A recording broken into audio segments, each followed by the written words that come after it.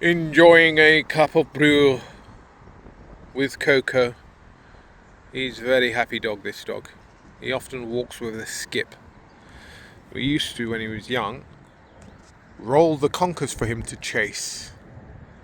But I stopped throwing the conkers once I started learning about the poison that conkers hold within them.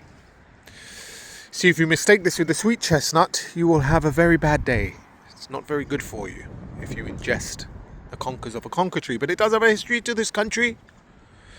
It helped us in World War II, apparently. Might have been World War One.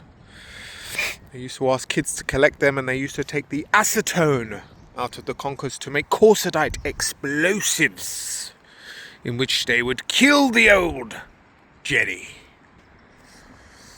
Now, when we look at this tree, it has a sort of flaking, cracked bark. It doesn't actually flake off. Now, you do often see large branches of this just collapse in the wind.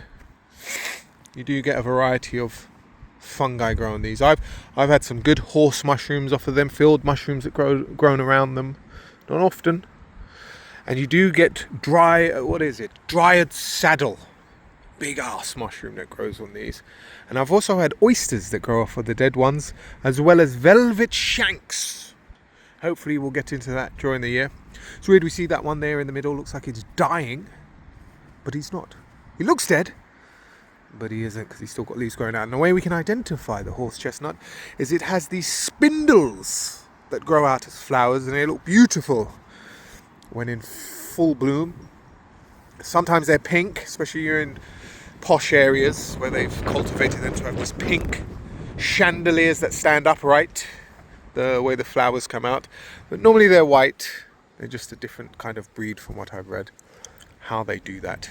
It's weird and wonderful, some of these horticulturalists, botanists, what they do with trees. Some people say it got its name horse chestnut because they thought that the conkers would cure illnesses within the chest of the horse.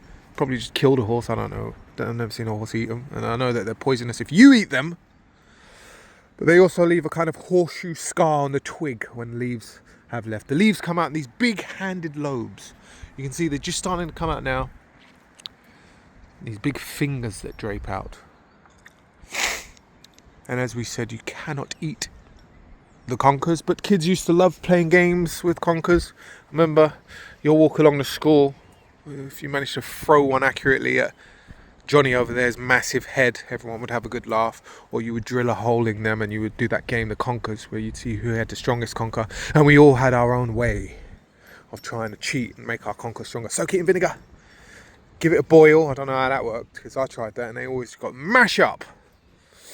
Suppose if you do it now, you'd want to kind of heat cure it, which would be like how you harden wood. You don't actually put it on the fire, you put it fire adjacent, get all the moisture out. But then again, that sounds like that might make it weak as well. Who knows? I was never a conker expert. Didn't even play it that much.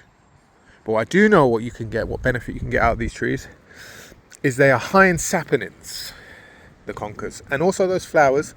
So the flowers that will start to develop during the spring, that stand up, if you collect a lot of those and soak them in water, you can sit with them in a bath. Whoa, there's some big dogs coming. You can sit with them in a bath, and they're supposedly good for if you have any skin illnesses, especially if it's some sort of viral parasitic type thing. It might kill them. You have to be careful with these things. You want to double check, do things in small proportions before you just jump head on in. And you can also use the conkers, cut them in quarters, soak them in water, and let a lot of the saponins come out until the water gets milky. And you can use that as a makeshift detergent.